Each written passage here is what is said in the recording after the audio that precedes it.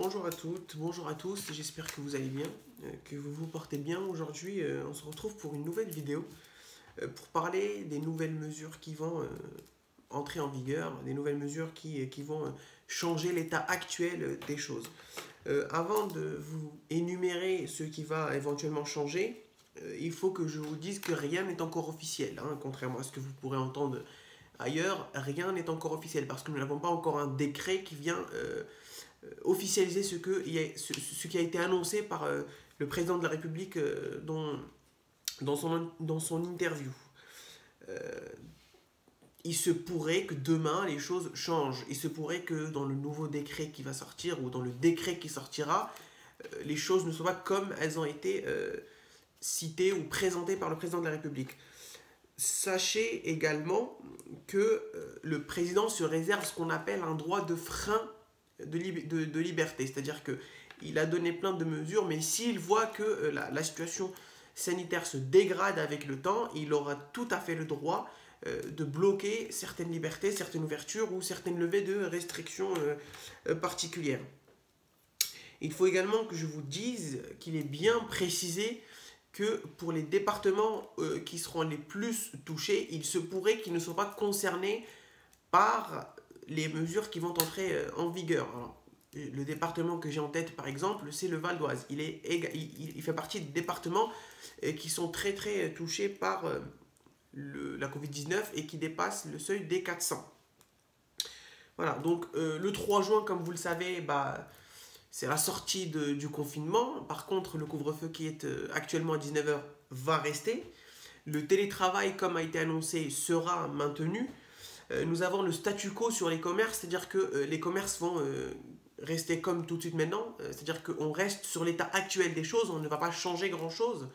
Il y a la réouverture des collèges avec une demi-jauge pour les classes de 4e et 3e à partir du 3 mai. On a la réouverture des lycées en demi-jauge également, on a la fin de l'attestation pour les déplacements en journée, et enfin on a la levée des restrictions pour les déplacements interrégionaux. Il n'y a plus la limite des 10 km pour le sport, les 30 km au-delà de chez soi pour aller faire les courses ou autres. Là, on peut se déplacer d'une région à une autre en toute liberté. Dans ce plan de déconfinement, il y a plusieurs dates importantes. Il y a le 3 juin, il y a le 3 mai, pardon, le 19 mai, il y a le 9 juin et le 30 juin.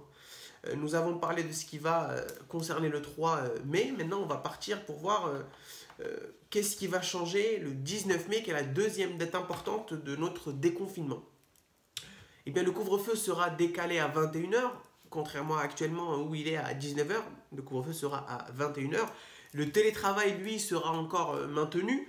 On a la réouverture des commerces, c'est les commerces non essentiels.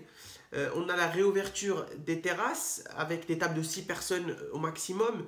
On a la réouverture des musées, des monuments, des cinémas, théâtres, salles de spectacle avec public assis.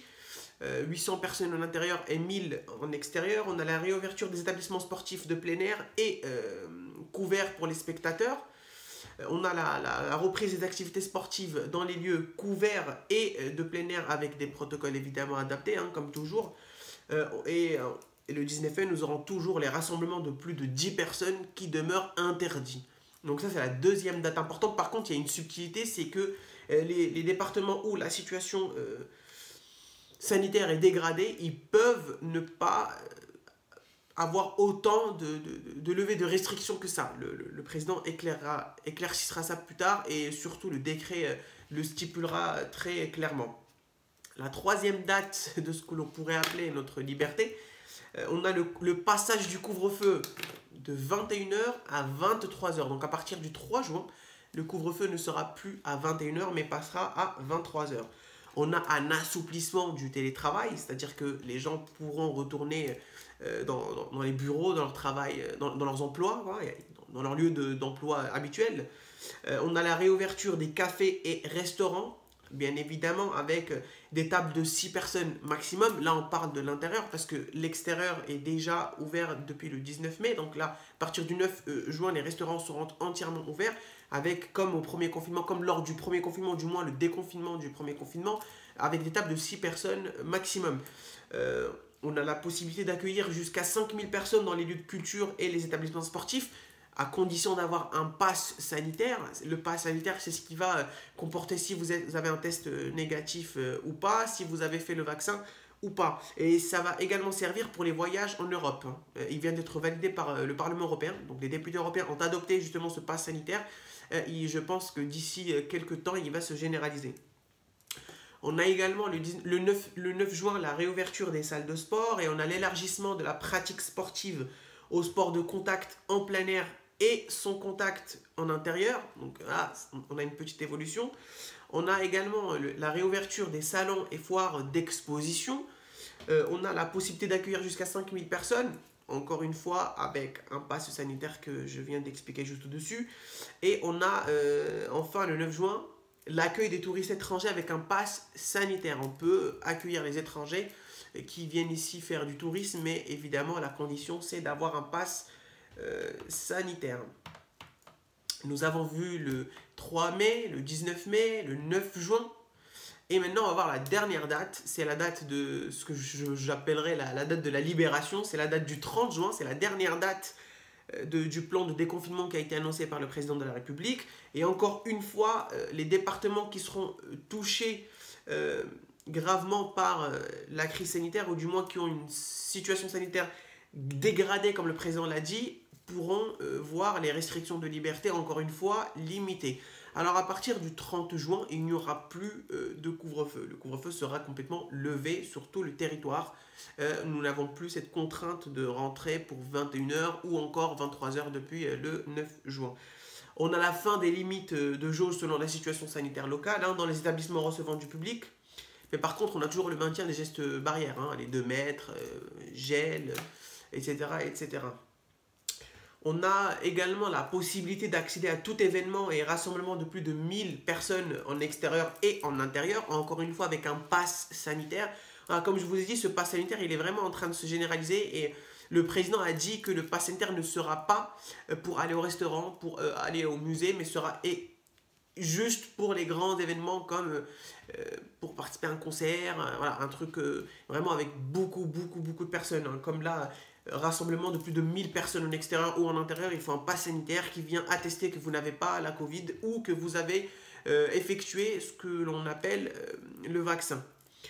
Il y a également la limite maximale de public présent adapté aux événements qui sera levée. Et enfin, la dernière mesure, c'est pas vraiment une mesure parce que ça reste même fermé, les discothèques ne vont pas ouvrir le 30 juin. Donc voilà, je pense que parce qu'ils ne peuvent pas mettre le pass sanitaire qui n'ont pas ouvert les discothèques. Ça doit être une petite subtilité dans ce sens-là.